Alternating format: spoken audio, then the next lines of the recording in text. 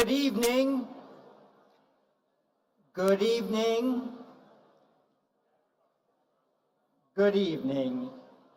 Presidents, Prime Ministers, Senior Ministers, Ministers, ladies and gentlemen, welcome to the 21st IISS Shangri-La Dialogue. It is a delight in my role as Executive Chairman of the IISS to open this summit and to do so in support of my successor as Director General and Chief Executive, Dr. Bastian Giegerich, and of our recently appointed Executive Director of IISS Asia, Verlin Owens. Both have worked hard with our international staff across 5 offices to convene this Defense Diplomatic Summit. I am proud to see a new generation at the IISS carry on the Institute's strategic culture that we have created to generate facts, produce analysis, and exert influence on matters of war, power, and rules from an international perspective with an international composition and an international reach.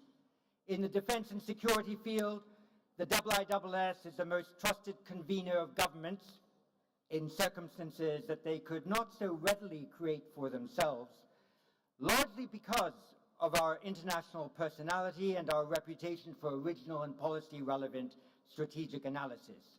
In my time as Executive Chairman, I hope to open up new markets for the IISS and help to maintain our excellent access to the top of governments and businesses around the world so that we continue to provide these essential public goods in the interest of international peace and security.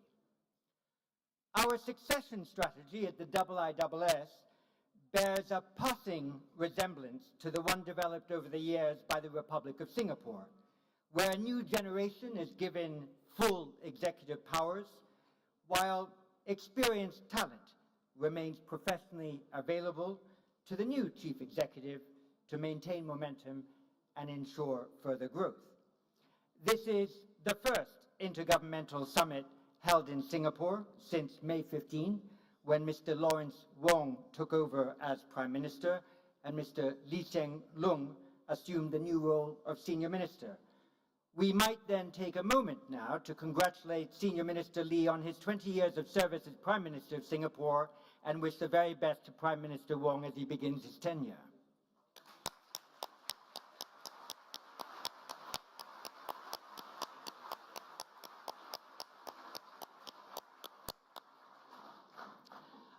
Unfortunately, sound and strategic leadership is in short supply internationally, while tensions and conflicts globally reach new peaks. In previous dialogues, leaders have referred regularly to the so-called rules-based order. Recently, that stock phrase has felt so depleted of meaning that its very mention has inspired cynics and idealists alike to roll their eyes and mutter under their breath. The fact is that the rules-based order was taken for granted, insufficiently protected, and barely modernized. It was assumed that powerful states had an interest in the status quo and would feel no need to break the rules to maintain their own privileged status. It was assumed that the rules alone would command respect and that one could relax attention to the balance of power and military deterrence. These instruments of strategic peacekeeping were even disparaged as vestiges of a Cold War order that had no place in a postmodern international society. It was assumed that an international legal order installed decades and in some respects centuries ago had no need to be updated, despite the fact that none of us would be content to see domestic laws stuck in previous eras without amendment, detached from evolving realities, norms, and societal preferences. As a result, we convened the Shangri-La Dialogue this year, bearing witness to and having to cope with a rules-broken international order. The rules have been marginalized by a multiplicity of bad actors, while the good strategic habits for their maintenance have withered, and little effort has been made to rekindle them. As a result, both the North Atlantic and the Greater Middle East are suffering with a rules-broken international order. In the North Atlantic strategic arena, the essential political military muscle memory developed in the second half of the last century has been forgotten. How else can one explain that the supporters of Ukraine, exercising its UN Article 51 right of self-defense, put end-user limitations on their arms transfers and prohibit Ukraine from targeting its enemy on its invaders' territory for fear of escalation? Good strategists put the fear of escalation in their opponent's mind, rather than marinate it in their own heads and then give it public expression, thus enlarging, rather than limiting, the room for maneuver of their adversary. In the greater Middle East, the basic strategic maxim that war is a continuation of politics by other means has been forgotten, as a state defending itself from a brutal terrorist non-state actor has pursued a maximalist military aim without any realizable political objective, irresponsibly losing international support for its legal right to self-defense almost by the day. Good strategists rally the international community to their cause and work closely with allies to secure reasonable objectives that then quell the support for malign or non-state actors who operate outside the international system and without any regard for its rules. In Asia, where most leaders speak of a multipolar world, there is an unspoken concern that over time there might emerge a unipolar Asia. How else to explain the multiplicity of new defense and security alignments, often in minilateral formats that are intended to bind more countries within the region together and engage more states from outside the region in its evolving security arrangements? Good strategists also work to keep a variety of lines of communication open with their potential adversaries and find subjects on which to find common cause to reduce potential areas of friction and increase the scope for cooperation. This is difficult in Asia because it is here where there is the most complex mixture of economic statecraft and military strategy that combine to form the geopolitics of the region. Asia must avoid the long-standing European fantasy that a rules-based order can be maintained without a constantly refreshed balance of power. Asia must also avoid the prevailing Middle East conceit that the exercise of power alone can define the rules by which a region is governed. The challenge to which the participants in the IISS Shangri-La Dialogue should rise is to find ways to build a fresh rules-based order within the Asia-Pacific that is relevant to the specific issues that dominate geopolitics and geoeconomics here. The US and China have reason to discuss their nuclear deterrence and nuclear weapons doctrines. There should be an intensification of talks on maritime security, including not just ensuring reasonable freedom of navigation through international waters, but also adequate protections for the undersea cables and infrastructure that support the global economy. Confidence-building measures must be found that create a minimum of strategic trust, not just paper over diplomatic cracks. Defense diplomacy needs to be more effectively joined to legal diplomacy if a regional rules-based order is to arise. Rules cannot just sprout in the abstract. International law develops through deliberate state practice that establishes new conventions which then command wide support. If the international community is to reclaim strategic literacy, a proper understanding of the relationship between war, power, and rules is vital. Balancing power with the emergence of agreed rules is the end to which the defense diplomacy at the IISS Shangri-La Dialogue must aim. Against that background, it is splendid that our keynote speaker this year is the Republic of the Philippines President Bongbong Marcos. Since assuming office, President Marcos has made no fewer than 25 international trips to 17 countries in Asia, the Middle East, North America, and Europe. These trips have garnered investment commitments in excess of $72 billion. The Philippines has seen significant GDP growth of 7.6% in 2022 and 5.6% in 2023, and likely to rise above that this year. Economic security from agriculture to trade and investment, remains a key focus of his administration.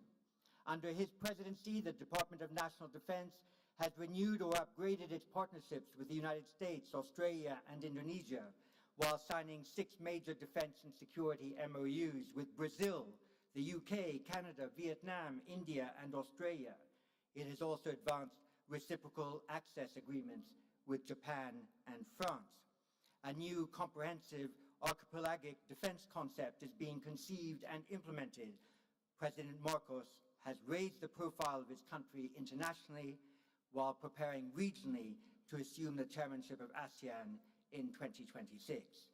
We therefore have the honor tonight of hearing from one of the most dynamic leaders in Asia, whose country depends on finding the right combination of economic development, diplomatic relationships, military accords, confidence-building measures, and legal instruments to buttress its national security.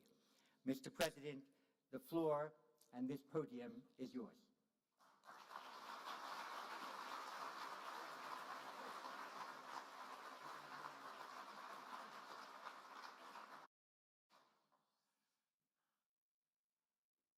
Thank you very much for that very kind and thorough introduction. Prime Minister Lawrence Wong, Senior Minister Hsien Loong, Sir John Chipman, of course, Your Excellencies, ladies and gentlemen. I thank the International Institute for Strategic Studies for convening this open, frank, and constructive conversation on pressing strategic issues confronting our region. I also thank the government of Singapore, especially Prime Minister Wong and Senior Minister Lee, for providing an environment that is conducive to this dialogue. The notion of Shangri-La conjures up a mystical sense of tranquility, of free souls living in peace and harmony. And it may sound like a wishful concept, but it is symbolic of a continuing dream, an international community that lives in peace, upholds the rule of law, and enables all nations to thrive in pursuit of their respective aspirations. We Filipinos are paragons of this dream. Our history reflects our commitment to the values that engender amity, fraternity, and sovereign equality amongst nations. Our commitment to peace and to the rule of law inheres in how we have defined our sovereign home. When we established our Commonwealth in 1935, we put together a constitution that defined our territory in accordance with the international treaties that became the basis of our archipelagic unity.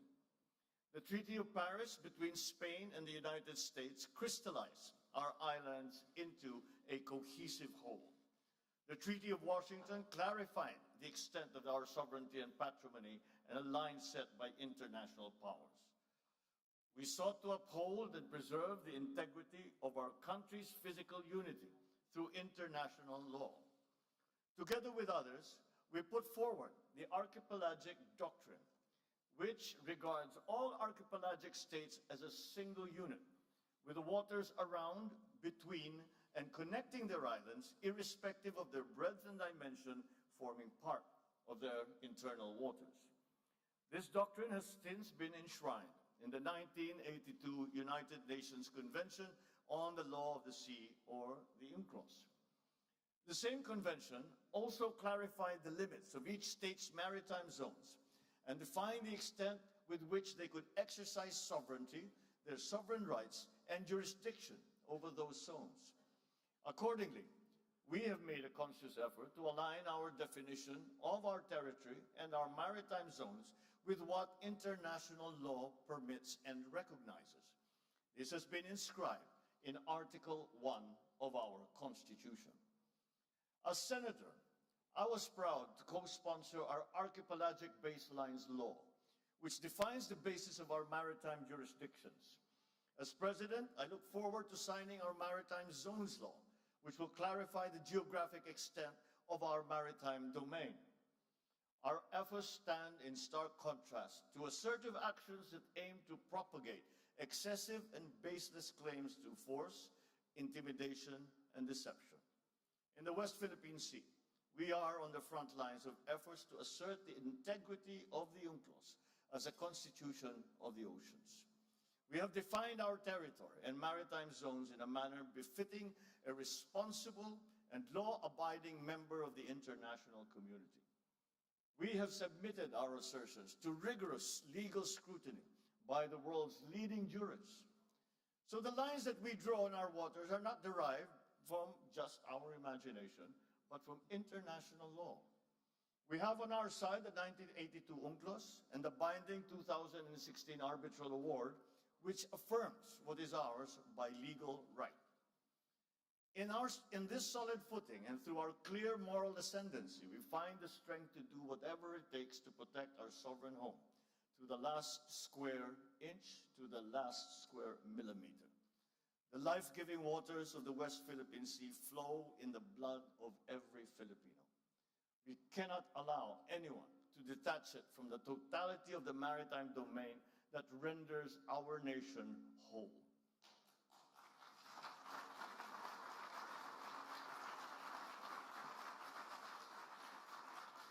As President, I have sworn to this solemn commitment from the very first day that I took office.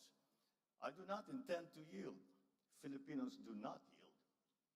Ladies and gentlemen, we are not only unyielding in protecting our patrimony, our rights, and our dignity as a proud and as a free country. We are also firm in our commitment to regional and global peace. We renew this commitment at this turbulent juncture of our history. I will repeat what I said at the United Nations almost 2 years ago. Amidst challenging global tides, an important ballast stabilizes our common vessel.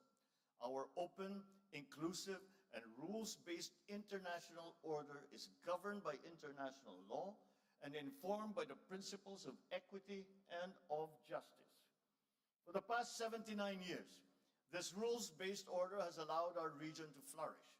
The stability and the predictability that it has engendered has been crucial to the success of the stories of our region.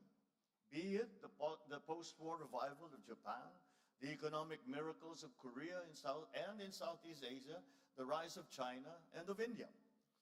When this world order was built in 1945, our forebears vowed to make the floors of the United Nations the last battlefield.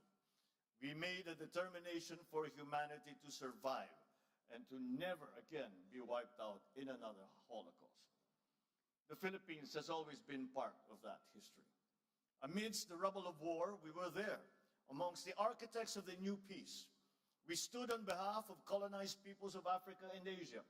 We opposed attempts to dilute the inviolability of the right to self-determination. We helped enshrine the right to independence in the Charter of the United Nations. In 1982, we led our global community in unanimously adopting the Manila Declaration on the peaceful settlement of disputes.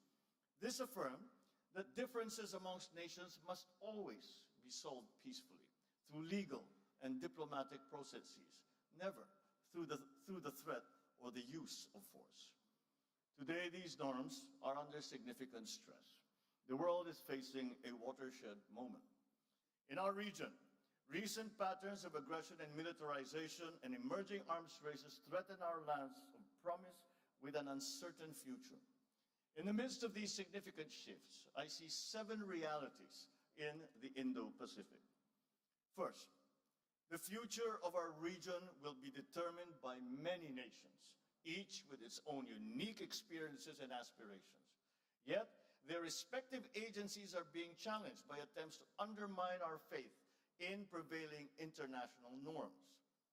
Second, the strategic competition between China and the United States is permeating the evolving regional landscape. This rivalry is constraining the strategic choices of regional states. This contest is exacerbating flashpoints and has created new security dilemmas. Third, the region looks to ASEAN as the institution that will hold the center amidst these evolving dynamics. Yet, challenges threaten our unity and our centrality.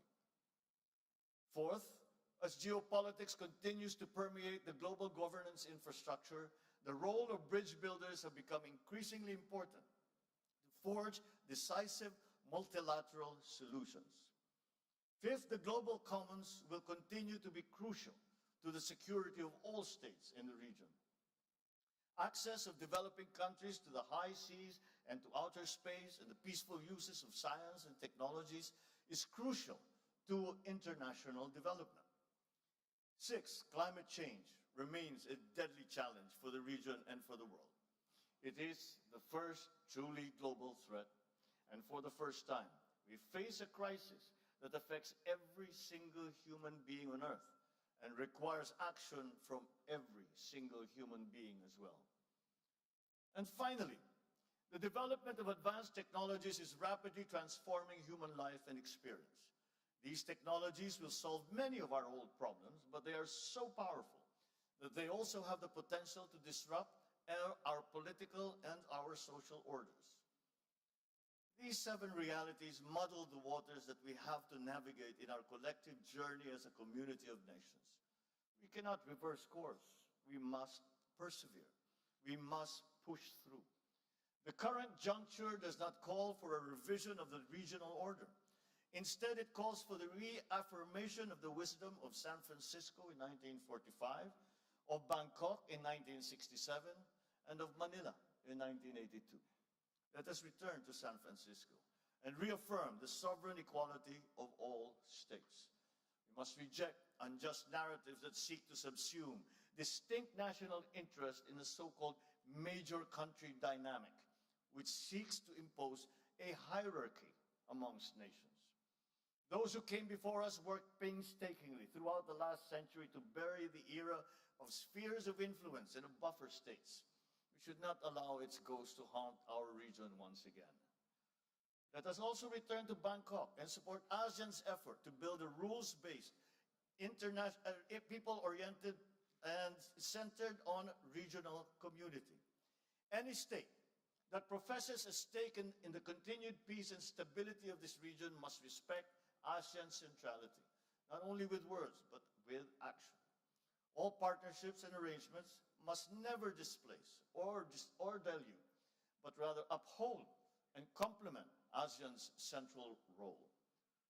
So let us return as well to Manila and reaffirm our common understanding of how international law governs the peaceful settlement of disputes.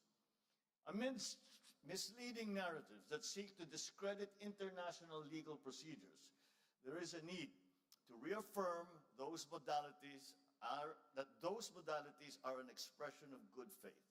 They are a service to the progressive development and codification of international law. They are never an unfriendly act. Ladies and gentlemen, the past inspires the needed clarity and foresight to confront the challenges of the present and to build a future to which we all aspire. From the achievements of San Francisco, Bangkok, Manila, we as a region draw our abiding compass. First, the sovereign equality of states must remain sacrosanct. Second, ASEAN and ASEAN-led processes must remain central. Third, the rule of law and the integrity of multilateralism must prevail. These 3 constants guide our efforts to prepare ourselves for the challenges ahead. We need to begin by resoundingly rejecting misguided interpretations that paint our region as a mere theater of geopolitical rivalries. We are not mere bystanders to unfolding world events. We are the actors that drive those events. We are the main characters in our collective story. We are the owners of the narratives of our regional community. Thus, we reject any attempt to deny strategic agencies, especially by force, that seek to subordinate our interests to anyone else's. China's determining influence over the security situation and the economic evolution of this region is a permanent fact. At the same time, the stabilizing presence of the United States is crucial to regional peace. It's never a choice. Both countries are important. The continued stability of this region requires China and the United States to manage that rivalry in a responsible manner. Pending the total elimination of nuclear weapons, China and the United States have a unique responsibility to to undertake concrete measures to reverse the recent increase in nuclear stockpiles and to alleviate the risks of nuclear conflict. For a long time, nuclear disarmament, the nuclear disarmament discourse has focused on the Euro-Atlantic. Together with our strategic partners, Australia and Japan, the Philippines has been seeking to bring Indo-Pacific issues to the fore. We promote nuclear risk reduction in the region through the ASEAN Regional Forum. We push for the negotiations for a fissile material cut-off treaty at the United Nations. We will not waver in these efforts. Our work towards a world free of nuclear weapons is rooted in our desire to extinguish the last vestiges of the Cold War. Yet the danger of regional regression towards Cold War thinking has never been more pronounced. It has become even more crucial for us to assert that the future of our region will be driven not by one or two powerful countries, but by all of us. Peace, security, and stability are the business of all countries. The interests and responsibilities of all states in the community of nations must always be acknowledged. All our voices must be equally heard. As a Pacific nation, the Philippines shares with our eastern kin the same experience of a climate-vulnerable country. It is clear to us that the Pacific Island states must become part of any meaningful discussion regarding the future of our region. It's time to put the Pacific back into Indo-Pacific. We also share with South Asia states similar aspirations as rapidly growing economies. Their continued development rests upon the maintenance of peace and stability in the Indian Ocean region. In the same vein, the economic security of East Asia depends upon the freedom of navigation and unimpeded passage in the South China Sea and in the East China Sea, and the stability of the Korean Peninsula and the Taiwan Strait. By virtue of geographic proximity and the presence of Filipinos in Taiwan, we have a legitimate interest in cross-strait issues. The Filipino people have a long history of fraternal bonds with the people on both sides of the Taiwan Strait. Peace and stability must prevail. Therefore, we continue to urge all parties to exercise restraint on the issue. Lasting peace in the Korean Peninsula, on the other hand, is a collective responsibility of the entire region. The DPRK must comply with all its international obligations under relevant UN Security Council resolutions and commit to constructive and peaceful dialogue with the Republic of Korea. Finally, any effort to resolve maritime differences in the East China Sea and the South China Sea must be anchored on international law, particularly UNCLOS. We must accord due regard to the legitimate interests of all parties and respect legally settled rights. We cannot afford any other future for the South China Sea other than the one envisioned by ASEAN, that of a sea of peace, stability, and prosperity. Unfortunately, this vision remains for now a distant reality. Illegal, coercive, aggressive, and deceptive actions continue to violate our sovereignty, sovereign rights, and jurisdictions. Attempts to apply domestic laws and regulations beyond one's territory and jurisdiction violate international law, exacerbate tensions, and undermine regional peace and security. But despite all this, the Philippines remains committed to the cause of peace, upon which our constitutional order is premised. We are committed to addressing and managing difficult issues through dialogue and through diplomacy. The 1982 UNCLOS and the binding 2016 Arbitral Award provide a solid foundation for the peaceful resolution and management of disputes. Our policy in the South China Sea is built upon these two touchstones. We will continue to work with ASEAN and China towards an effective and substantive code of conduct, one that is firmly moored in UNCLOS. As the world's second largest archipelagic nation, we have more sea than land in our territory. We are among 18 mega-diverse countries in the world, and we have the fourth longest national coastline. We will continue to build upon our significant footprint in enriching UNCLOS, the Convention on Biological Diversity, and the High Seas Treaty. As we work to uphold the rule of law in international affairs, so shall we build our capabilities to protect our interests in our own maritime domain and in the global commons. Under our comprehensive archipelagic defense concept, we shall develop our capacity to project our forces into areas where we must, by constitutional duty and by legal right, protect our interests and preserve our patrimony. And as we build our defense capabilities, so shall we continue to invest in diplomacy. Our commitment to ASEAN centrality shall remain a core element of our foreign policy. At the same time, we shall strengthen our alliance with the United States and our strategic partnerships with Australia, Japan, Vietnam, Brunei, and all the other member states of ASEAN. We will also pursue more robust collaboration with friends, such as the Republic of Korea, India, amongst others. Collaborative endeavors among a few states that share specific interests built into pillars that support the architecture of regional stability. It is in this spirit that we pursue trilateral collaboration with Indonesia and Malaysia in the Celebes Sea. It is the same rationale behind our broader cooperation with Australia, Japan, and the United States in our exclusive economic zone. Last month, the Philippines, Japan, and the United States adopted our joint vision statement on enhancing economic cooperation and contributing to regional peace and security through trilateral cooperation. These partnerships reflect our commitment to preserving, defending, and strengthening the rules-based regional order. And yet the scope, the depth, the breadth of the challenge that our region now faces requires our collective, our inclusive, and our decisive action.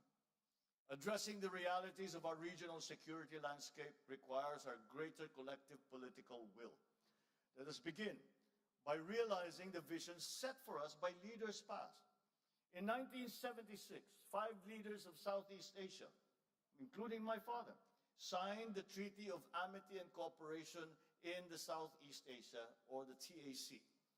This landmark treaty is meant to promote perpetual peace, everlasting amity, and cooperation amongst nations. Its goal is to contribute to their strength, the solidarity, and closer relationship.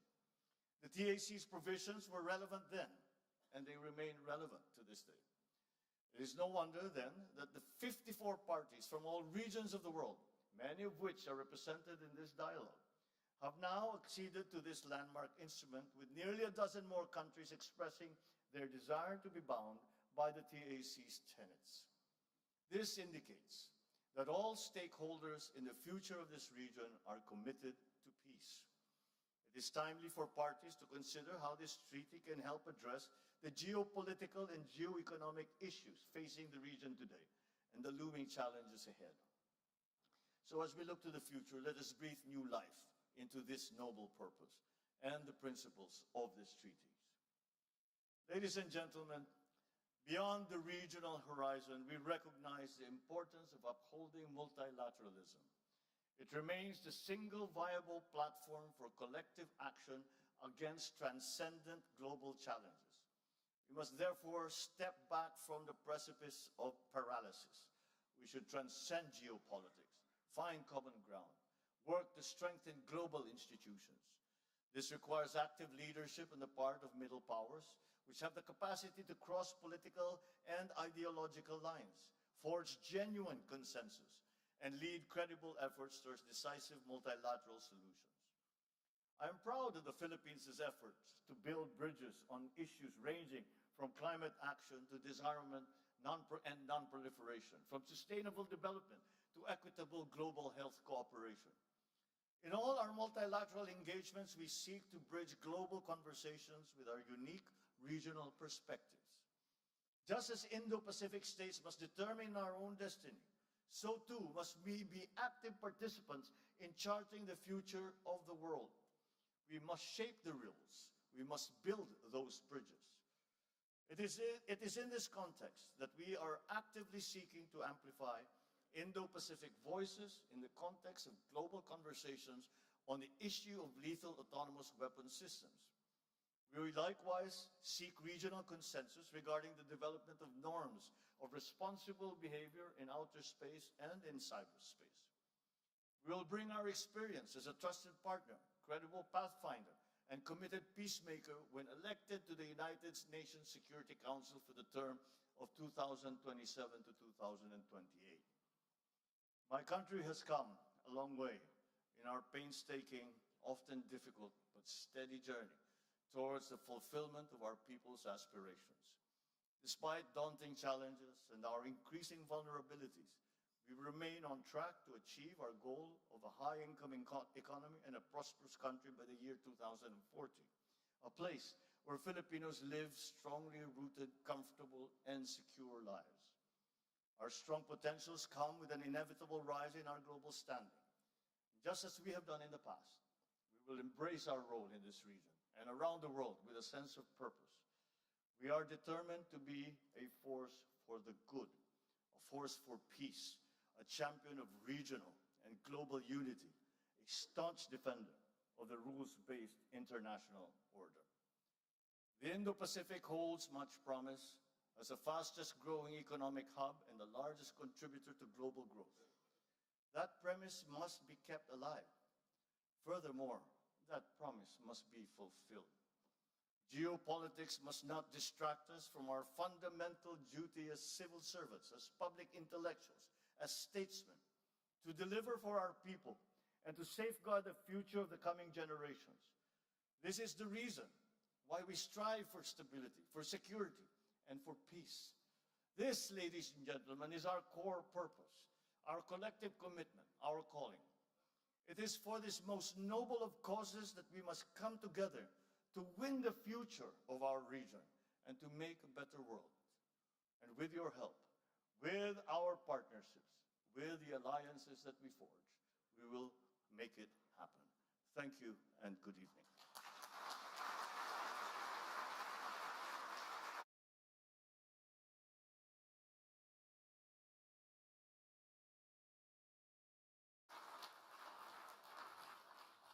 Thank you very much for an inspiring address. You've been kind enough to take perhaps 2 or 3 questions.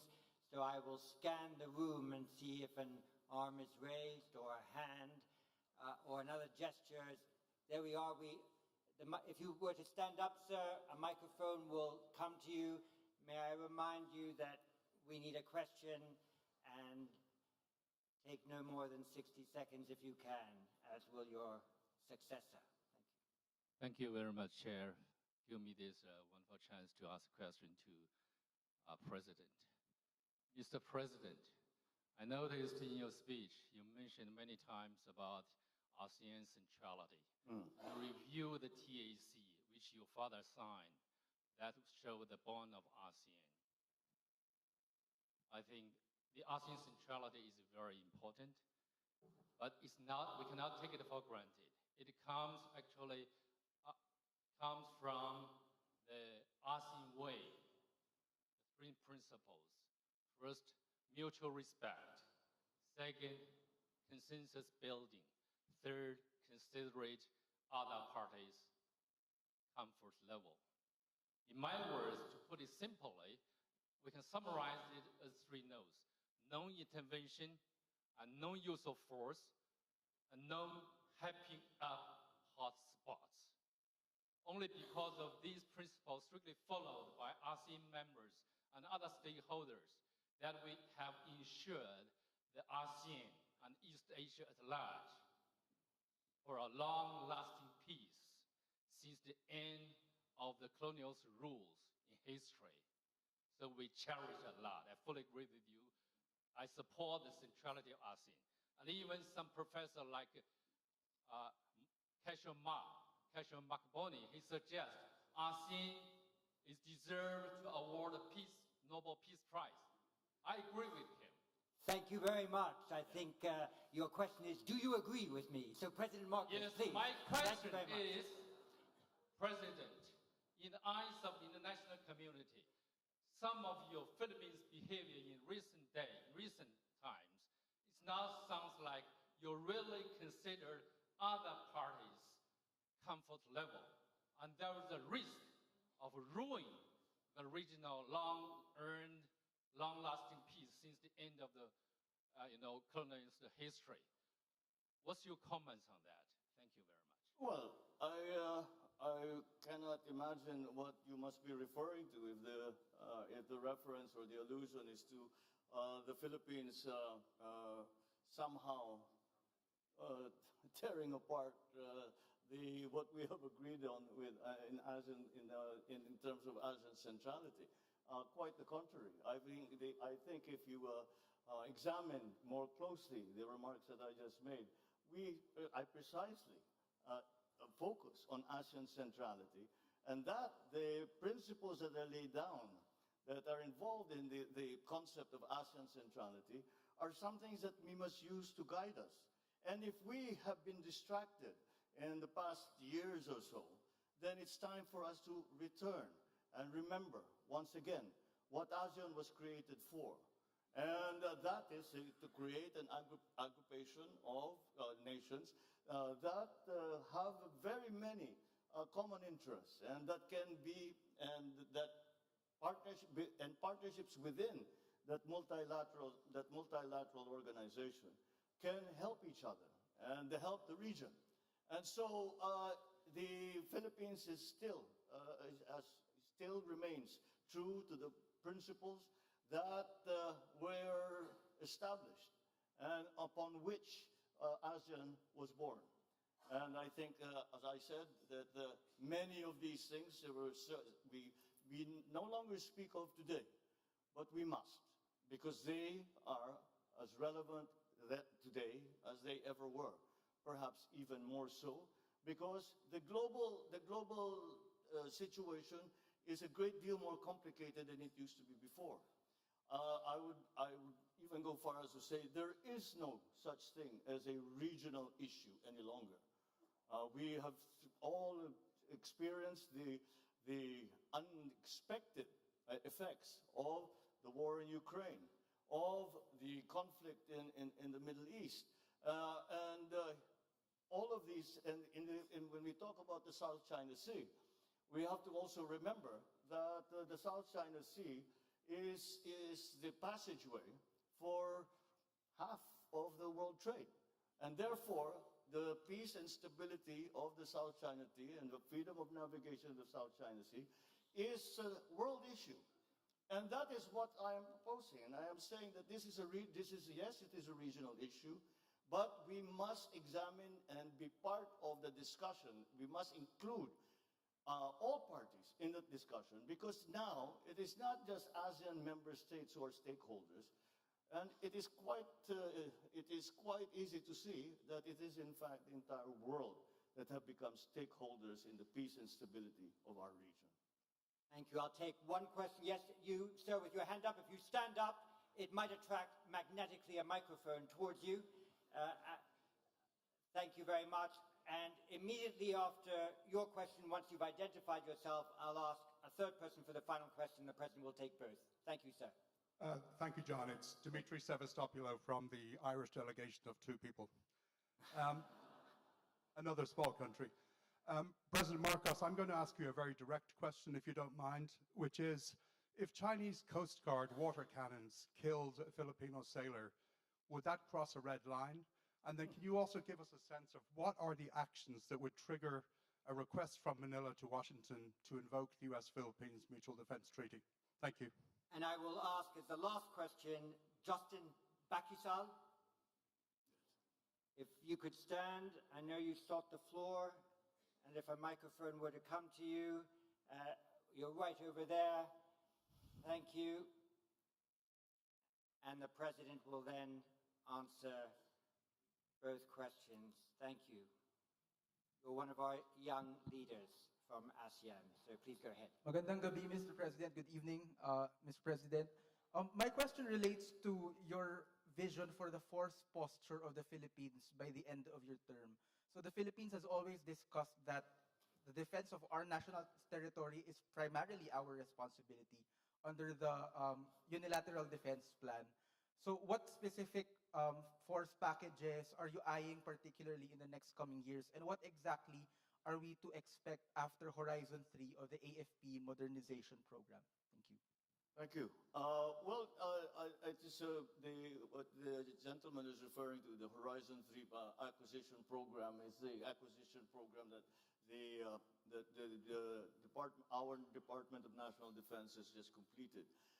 Then we are presently in the process of finding suppliers for all the different requirements that we have to build up our capabilities in the armed forces of the Philippines, and that we are hoping that these acts are just a deterrence, and we, as they say, to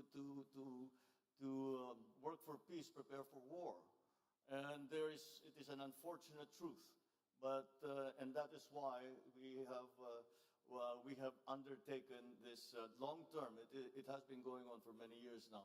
This long-term plan of increasing the capabilities of our military and our civilians, such as the Coast Guard in the Philippines. To go back to the first question, what would happen if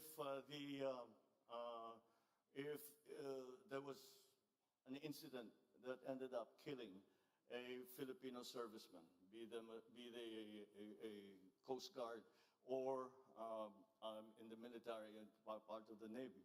Well, that would be that would certainly increase the level of response, and if by a willful act on a Filipino, not only serviceman, but even a Filipino citizen, if a Filipino citizen is killed by a willful act, that is, I think, very, very close to what we define as an act of war, and therefore we will respond accordingly.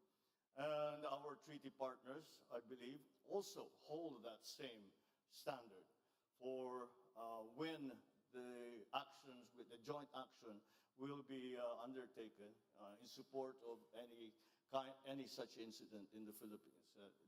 Once we already have suffered injury, but thank God we have not yet gotten to the point where any of our participants, civilian or otherwise, have been killed. But once we get to that point, that is certainly, we would have crossed the Rubicon, certainly crossed the Rubicon. Is that a red line? Almost certainly it's going to be a red line. Mr. President, you have helped us to set the agenda. You have provoked our thinking. You've spurred us to action. That is the keynote speech that we needed. That is the keynote speech that we got. You have sung for your supper. I think it's time for you to enjoy it. Thank you, sir. Thank you.